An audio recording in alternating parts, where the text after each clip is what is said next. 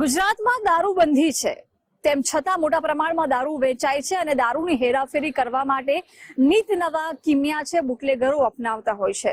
આવું જ કંઈક સુરતમાં બન્યું છે। જો કે પોલીસે હવે તેમને પકડી પાડ્યા છે, પરંતુ એમને જે દારૂની હેરાફેરી માટે કિમિયો અપનાવ્યો હતો તે ખરેખર અલગ હતો।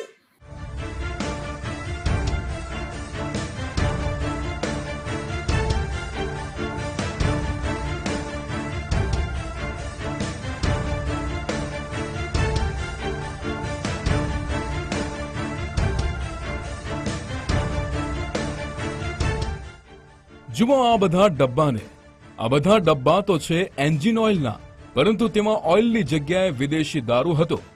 સુરતના ભેસ્તાન વિસ્તારમાં આવેલી શ્રીજી ટ્રેડર્સ નામની દુકાનમાં દારૂનો જથ્થો હોવાની બાતમી પોલીસને મળી હતી। તેના આધારે પોલીસે દુકાનમાં રેડ પાડી અને ખૂણે ખૂણો તપાસ્યો, પરંતુ દારૂ મળી આવ્યો નહીં। એટલામાં દુકાનમાં પડેલા એન્જિન ઓઇલના ડબ્બા પર પોલીસની નજર પડી। પોલીસે એક ડબ્બો ખોલીને જોયું તો અંદરથી એક પ્રવાહી નીકળ્યું। આ પ્રવાહી શું છે તે જાણવા માટે પોલીસે તેને એક પ્લાસ્ટિકની બોટલમાં ભર્યું। બોટલમાં ભરતા જ પોલીસને જાણ થઈ ગઈ કે આ પ્રવાહી બીજું કંઈ પણ નહીં પરંતુ વિદેશી દારૂ છે। ડાયમંડ સિટીમાં દારૂની હેરાફેરી કરનારાઓની નવી ચાલ। એન્જિન ઓઇલના ડબ્બાની આડમાં દારૂની હેરાફેરી। 480 લીટર વિદેશી દારૂ જપ્ત, દુકાન માલિક સહિત 2 સકંજામાં। બેસ્તાનના સલિયાનગર ઇન્ડસ્ટ્રીઝમાં શ્રીજી ટ્રેડર્સ નામની દુકાન આવેલી છે।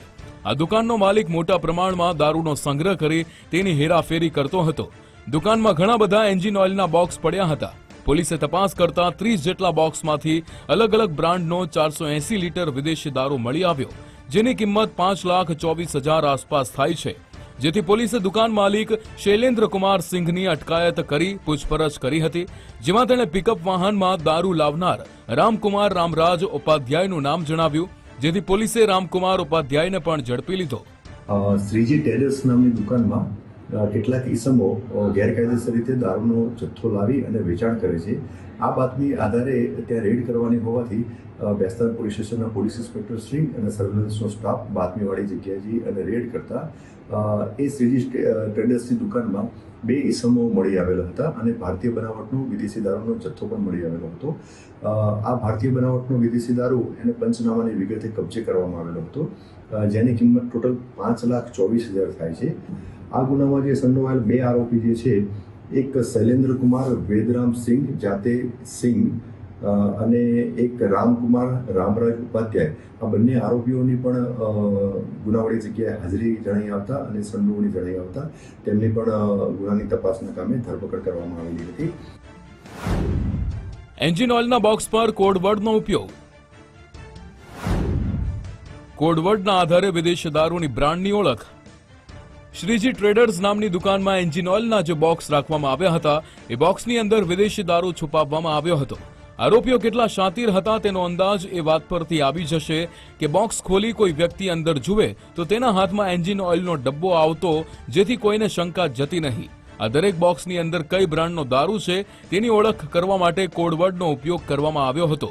સ્થાન પોલીસે બુટલેગરોના અવનવા કિમિયાને નિષ્ફળ સાબિત કર્યો છે, કારણ કે વાહનોમાં વપરાતા જે કુલન પાણીની આડમાં દારૂની હેરાફેરી કરવામાં આવી રહી હતી। પેટીની અંદર અલગ અલગ દારૂ ભરવામાં આવ્યો છે અને તે જાણવા માટે અલગ અલગ કોડવર્ડ આપવામાં આવ્યા છે। આપણે સૌપ્રથમ બતાવવાનો પ્રયત્ન કરીશું કે યુરોમેક્સ લુબ્રિકેન્ટ અને નીચે લખ્યું છે સિરિયલ નંબર 73A371 C1 એટલે C1 એટલે રોયલ ચેલેન્જ, C2 એટલે બ્લેન્ડર પ્રાઇડ, C4 એટલે સિગ્નેચર અને C5 એટલે રોયલ સ્ટેક, જ્યારે C67 એટલે ઇમ્પેરિયલ બ્લુ અને C8 એટલે મેકડોલ।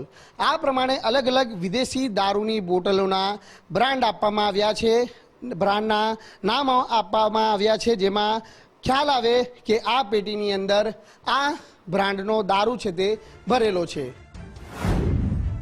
એક બોક્સમાં 1 લીટરના 16 પ્લાસ્ટિકના ડબ્બા। તારાપુરથી પિકઅપ વાનમાં મોકલ્યો હતો દારૂનો જથ્થો। પોલીસને શંકા ગઈ ત્યારે તેમણે આ બોક્સની તપાસ કરવાનું શરૂ કર્યું। જ્યારે પોલીસે બોક્સ ખોલીને જોયું તો અંદર 1 લીટરના 16 પ્લાસ્ટિકના ડબ્બા હતા, જેના પર ઓઇલના લેબલ લાગેલા હતા। પોલીસે એક ડબ્બો ખોલ્યો તો તેમાંથી નીકળેલું પ્રવાહી જોયું તો તે સામાન્ય ઓઇલ જેવું જ હતું, પરંતુ જ્યારે પોલીસે ધ્યાનપૂર્વક ચકાસ્યું ત્યારે ખબર પડી કે આ તો વિદેશી દારૂ છે. આ દારૂનો જથ્થો અનિલસિંહ વેરદામસિંહ નામના શખ્સે બોઈસર તારાપુરથી મોકલ્યો હતો. પિકઅપ વાનમાં રામકુમાર રામરાજને આ દારૂનો જથ્થો લઈને આવ્યો હતો. જે ભારતીય બનાવટનો વિદેશી દારૂ હતો એ અલગ અલગ બ્રાન્ડનો હતો અને એને એક યુરોમેક્સ પ્રીમિયમ લોંગ લાઈફ કુલન્ટ પ્રીમેક્સ એ ઓઇલના પ્લાસ્ટિકના ડબ્બામાં એને ભરવામાં આવેલો હતો. અને આ પ્લાસ્ટિકના ડબ્બામાં પણ અલગ અલગ ઓળખ થઈ શકે, એટલે કે કયા પ્લાસ્ટિકના ડબ્બામાં કયો વિદેશી દારૂનો જથ્થો જે છે એ ઓળખ થઈ શકે, એના માટે C1, C2, C4, C5, C6 એમ અલગ અલગ ઉપર લેબલ પણ એમાં મારવામાં આવેલા હતા.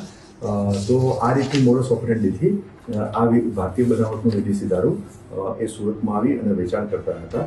સુરત પોલીસે મોટા પ્રમાણમાં દારૂનો જથ્થો ઝડપી આરોપીઓ કેટલા સમયથી દારૂની હેરાફેરી કરતા હતા, શહેરમાં ક્યાં ક્યાં દારૂ પહોંચાડતા હતા, દારૂની હેરાફેરીમાં હજુ કેટલા લોકો સામેલ છે એ દિશામાં પોલીસે તપાસ તેજ કરી છે.